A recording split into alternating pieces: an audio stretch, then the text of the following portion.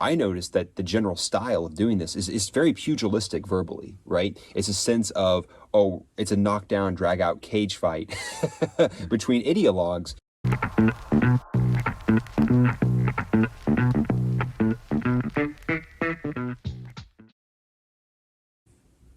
Okay, so in this discussion, we're going to talk about your diet. More specifically, the media diet.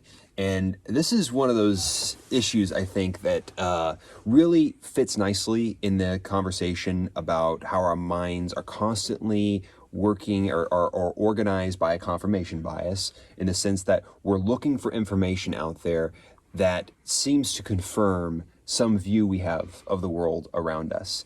And it'll take on a certain flavor, a certain voice that oftentimes is very adversarial, very combative. I think it's a very messy space. Like in general, like when my co-host and I were first talking about doing this podcast, I noticed that the general style of doing this is very pugilistic verbally, right? It's a sense of, oh, it's a knockdown, drag out cage fight between ideologues. And what we're looking at is an alternative way of consuming content, as it were. Like, this is a space of junk food, as it were. Is there like the equivalent of taking your vegetables when it comes to having a healthy media diet? And by media diet, it's just this, we've talked about this before, the information overload problem of there's just an enormous amount of potential relevant information about public policy, about current events that one could track. There's just far too much of it. And so news agencies are in the business of sculpting down that space to the most coherent, simplified, big picture messages. The difficulty there is that not all news sources are the same. So people sometimes refer to the media did this and the media says it this way. We'd like to chime in that there is no the media. There is no amorphous entity that is the media. There are many news channels. There are many voices that one can listen to. And within that space, you have the most rigorous journalism. One of the privileges of free speech in a democracy is respectable journalism that tries as to the best of their ability to really present a version that's close to reality, that we can digest and understand. We don't have to understand every aspect of it, but they're doing a balanced job trying to not be overly partisan. You then move, just like the political typology, there's a spectrum here. You can move more right and more left, where you get slanted news, which is going to be reality. It's actual current events. However, it's going to be filtered through a language that fits with talking points that the political parties are making use of on a regular basis. And then you can move further out to the extremes where you start to get into propaganda and outright false fake news, as it's called. I hate to use the term fake news because that's become a loaded term that's a flashpoint as well. Let's just call it unreliable news that's either completely fabricated or is so sensationalistic that it is not recognizable as an accurate reflection of reality. So out of all of that, and all of this is available online through cable news, through many different sources, social media certainly as well, this barrage of possibilities is there. So it's almost like a smorgasbord of all the human history's food laid out before us, some toxic to us, some very healthy for us. How do we make sense of it? How do we create a diet that gets us closer to reality so that our intake of information doesn't put us at odds with a lot of people because it's being presented in such a filtered manner? I think one of the problems is the way the ecosystem of the media is organized. It's all about who gets there the fastest, who has the loudest voice. It's very much like a jungle where above the den, every creature there is trying to be heard, trying to take up the acoustic real estate that's a precious and very scarce resource. And that's the sense that one gets, is that being ponderous and being very reflective about things, you're the last one to the party, basically. Being fair and balanced takes time. It does. And by that point, our attention span's already moved on. And so one can be sympathetic to the difficulty of being successful in conditions like that. But that's where we as consumers have to take action and shore up some of those efforts that have to be undertaken to have a healthy media diet. And as is often the case, to really push the gustatory metaphors as far as possible here, just as you think about junk food, it's as saccharine as possible. It's been so overly processed and produced to be a super stimulus for our taste buds. Similarly, with our intellectual taste buds, a lot of the overly processed media that we consumed is highly saccharine. It's very sweet, very spicy. It's a narrative that's full of heroes and villains, and it's something that we want to eat up in great quantities and be gluttons like we are with a whole package of Oreos, right? And I think in order to exercise any sort of willpower, you have to be conscious of the consequences of engaging in that type of information consumption habit long term. Just like if you have a body that's entirely consists of years of consuming junk food, you're not going to have a biological machine that's running very well. Same goes, I think, for our minds. Our minds consist only of overly processed media. You're not going to have a mind that is able to have a really strong handle and purchase on reality.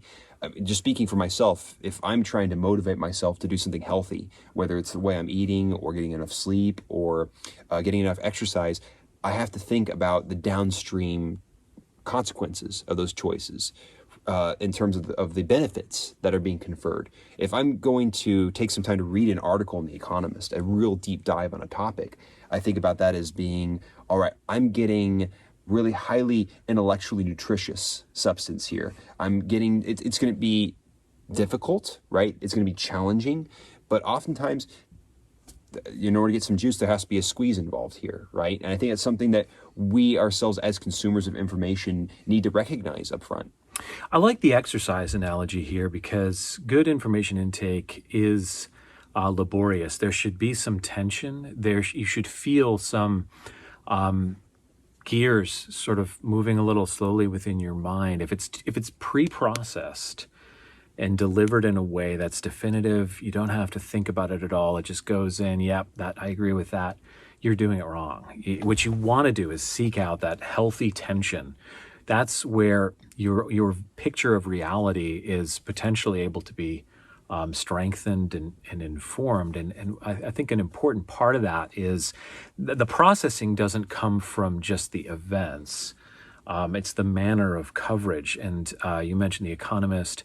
I'll bring up BBC News is very good for U.S. news, a foreign, very responsible journalism source. And if you read the articles there, The Economist and the BBC News are going to have really challenging coverage to read. There'll be graphs, there'll be numbers. It's a reflection of the actual complexity of the world we live in an international society, and that is important to have that mind of, this is hard to get through, but I'm really going to pick up some important information. And maybe the most important information is that it's not simple, because as you move away from rigorous journalism, you move into the realm of opinion. And we call it opinion news in some cases. It's these sort of talk show style, let's reflect on the events of the day. But they're not. It's not an unbiased person digesting the facts of the day. It's a very slanted messaging, and this particularly is true with cable news sources. Often the opinion shows are more widely watched than the actual attempts at more balanced journalism. And I say attempts there because whole networks have been built on propping up our two political parties at this point. That's just the reality of it.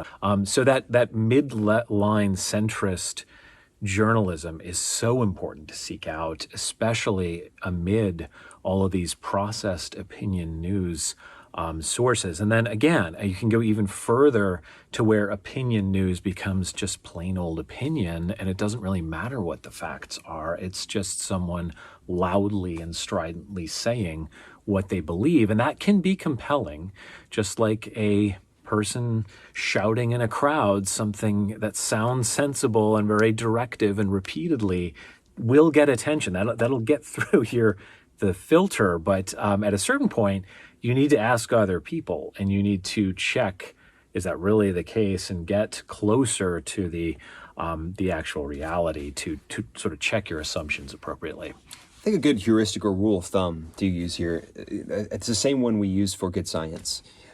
A really well-constructed exercise in science, at least for me, leaves me with a sense of there still being a conundrum. There's still mystery. It's not like all of the answers have been on offer. It'd be very suspicious to ever encounter an article, a scientific journal article, which says something like, well, case closed. We've now figured out what creativity is, or we've now figured out what reasoning is. There's no more cause to conduct any more studies. That's not a world we want to live in. It'll never happen. That'll never happen, right? If it's a peer-reviewed journal worth its salt. The problem, though, is that's basically what you find in what passes for journalism, is a sense of case closed. This is the answer. This is how the world is. And if one has a sense of certainty by the end of having read an article or having heard a podcast episode or an interview, thinks, well, that's how the world is, that's probably a marker that what you're getting is not the most nutritious type of media information. If anything, there should be a sense of wonder and mystery and inquiry at the end of it. Well, there's more questions. Now I'm better refined with the ability to ask questions by the end of this. That, I think, this invitation to think further, I think, is the best that a journalist can offer us, as opposed to being philosopher kings that are meant to answer all of life's big questions about politics. And unfortunately, we've put our politicians and our journalists in that position and put that onus on them they can't possibly handle. We have unreasonable expectations, is what I'm saying, when it comes to what journalists can do for us. I think a really good journalist has a beat on their own limitations, their own perspective, their own local perspective on them, or their own parochialism that they, like all of us, that they have. And right, there's bias in yes, everything. Just yes. Any information presented, there's going to be some bias somewhere toward a coherent message at the very least. It's exactly right. And when I don't think there's any example we could possibly bring up here that it's not going to leave some people disagreeing. It's like this. There's no way, there's no audience, no group of people in which you would say, I'm a Star Wars fan or I'm a Star Trek fan, and no one's going to get upset. It's a matter of taste, right? I think for journalistic styles, some are very combative and pugilistic in their approach. Very much, when you think about narratives in general, it's very much the conflict theory approach to things. And then some are much more about cooperation, much more about an invitation to being at the dinner table, having a conversation, problem solving together. And the question is, what is most conducive? And this is where we're kind of like broken records here, but what's going to be most conducive to mutual growth, building bridges, being able to have a stronger community of mutual development and intellectual curiosity. And we happen to, I think, have pushed our chips forward on the approach that's more so about trying to generate more inquiry, more questioning, as opposed to having more grandstanding about having a monopoly on the truth. Right, and this just comes along with free speech. This is a problem of a nation that has free speech, and it's one that we should be aware of, and we have to embrace it. The alternatives are not good. When free speech is locked down, you do not have confusion among the news sources. You have unanimity, and you absolutely need to be aware of that messaging. The world is never that simple or directive as you would find in a dictatorship where the media is controlled. So part of having a free press and free speech in general is that many, many, many voices, Michael referred to it as a jungle. There's many, many noises out there. We just don't have to listen to all of them equally and give them credibility. And to reference that diet analogy, you're doing it properly if you're asking nuanced questions about the events of the day or the election cycle or the candidates. If they're detail level questions, that's a sign you're doing it correctly. If you're trying to figure out the best mix of mango, let's say, and greens in how you should comprise a salad with balance of fruit and veg, that's the right kind of thinking with a news diet, specific questions on an issue. If you're trying to debate, I want to eat all fruits, no, it's all vegetables, that's doing it wrong. And that is the mark of propaganda and strong opinion news where you're being convinced that there's one side that's correct and you should shun everything else. I'll share a story of during the COVID year 2020. Not only was it COVID, but you had the George Floyd incident, you had constant coverage of racial tensions, and you also had the national election.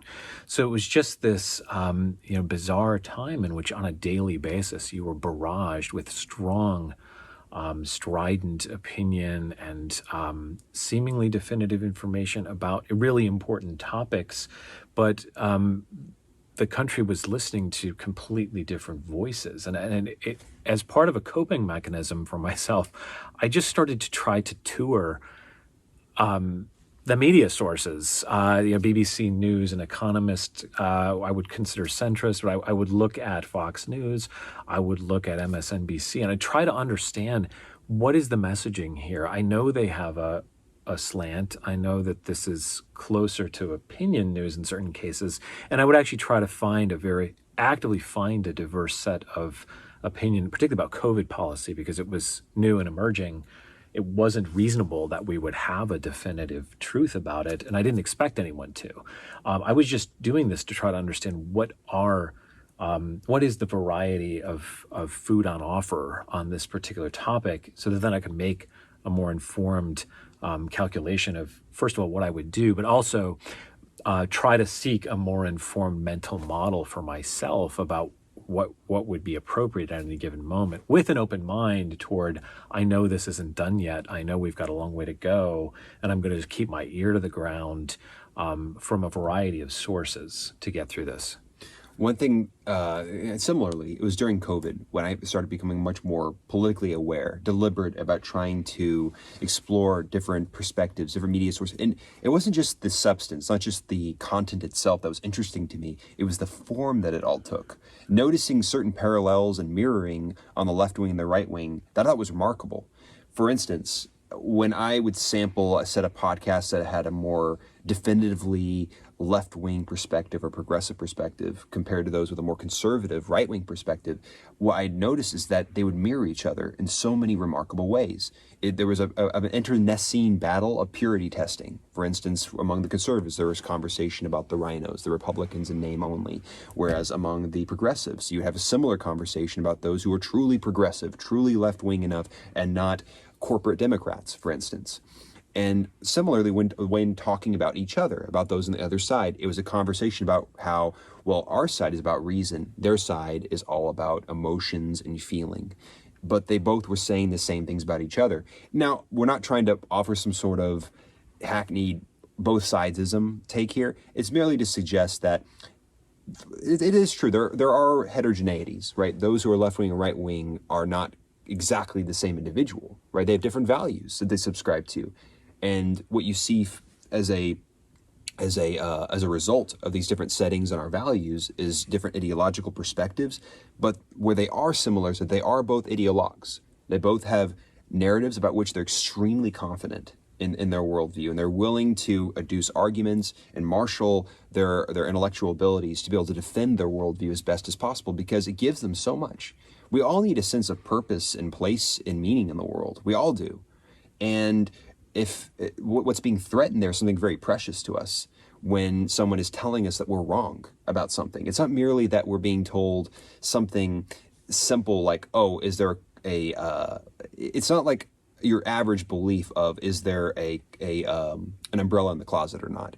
Not much rests on that belief. I'm more than happy to see that I was wrong about that. If you open the closet, there's no umbrella there, I'm going to give up that belief. No problem. But if you're telling me I'm wrong about taxes, or I'm wrong about whether or not we should have the right to bear arms, or about reproductive rights, that's threatening my sense of understanding, having a sense of purpose and meaning in the world. And so when we remember that, we can probably reorient our approach to how we navigate the media landscape, realizing that that's what we're peddling in. We're peddling in stories and narratives. It's not the case that it might actually not be a very fruitful venture to task ourselves, well, what is the way in which I can have the one true theory or view of the world? It's rather of, when I adopt this perspective, whether it's a liberal perspective, what am I able to see? right? And when I tune my aperture that way, what part of the visible spectrum am I able to see, and what becomes my blind spot? And on the other hand, on the right-wing perspective, what becomes my blind spot, and now what am I able to see better? I think having that sort of perspectival way of seeing the world gives us more mutual respect for one another. There's another aspect of our information processing known as recency bias. Whatever is happening right now is top of mind, so to speak. We're exposed to it, and it has an oversized coloration of our thinking. In many ways, our thinking distorts around current events, and perhaps that's adaptive, right? If you are in the sort of hunter-gatherer past, you have to update. If it's a rainstorm coming, you've got to act appropriately. And that we get carried away with that, perhaps, in this very complex nation and this very complex information landscape in which we now live. There was an excellent book by Steve Sloman from Brown and Philip Fernbach from the University of Colorado called The Knowledge Illusion. And they present a case that much of what we think we know about is, in a sense, an illusion built within our mind. And the reason it's an illusion is because if you think of a national media, the daily news cycle or the weekly news cycle, how much of it did you witness firsthand? Probably none of it. How much of it do you have access to like someone that was an eyewitness on the scene? Almost never. And so the news is the only way that we can know about these things. And it's not that they didn't happen. It's not that they're actually an illusion. It's just that our means of checking assumptions is not firsthand. We can't be actively involved in that in terms of witnessing events on the ground as they unfold. We're always in the position of sort of hearing it through the rumor mill, right? It's in many ways a rigorous rumor mill that we have from news sources, but it's nonetheless other people who were on the scene telling other people what happened, and then those people telling us, and it's like the telephone game. The more intermediary people, the more divorced from witnessing it yourself you are. And so it's a difficult position to be in. Also, Slobin and Fernbach point out that so much of the strife in the modern political landscape is over things like tax policy or health care. There is no health care that we all experience similarly. It's like everyone's health is different. Everyone's insurance is different. There's so many instances in which we're all living these very different lives within the same country and trying to find a coherent policy that best fits for most of us most of the time. So really all of this is just to say it can be overwhelming. And so we're constantly in the business of trying to make sense of things, but we're doing so at a very great distance from the events as they unfolded. So we have to keep that in mind. We have to keep in mind to do more work, to get more, just like a law enforcement agent at a scene of a crime, that they're going to talk to all the witnesses. They're going to talk to people that didn't even see it, but were nearby. That's almost like the mindset we have to take. Don't ever listen to just the one witness decide, oh, he did it. Okay, there was a guy in a red shirt. Mm-hmm. There's a guy in a red shirt. Done. Mm-hmm. That'd be horrible police work. And you would not want to be the accused in such a court of law. It would be absurd. And so we shouldn't allow ourselves to go down that same simplified, lazy way of consuming news. We have to remember it's always a reflected version of reality. And the more people we can talk to, the more sources we can take in, perhaps the closer we get to the complexities of the actual reality that's really happening out there. Yes, and that tendency to say, oh, at the first sign of a statement, now we have the full picture of the world. Now we're off to the races, and no time to close the book on any further inquiry. That's a great segue to the topic of political extremism, extremist attitudes, and polarization.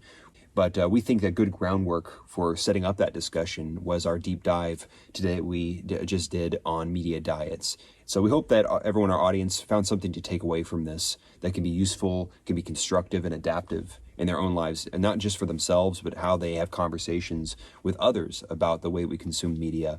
So if this was an episode that was interesting to you and you have any thoughts to share, feel free to comment below, and be sure to subscribe to be notified about any upcoming content.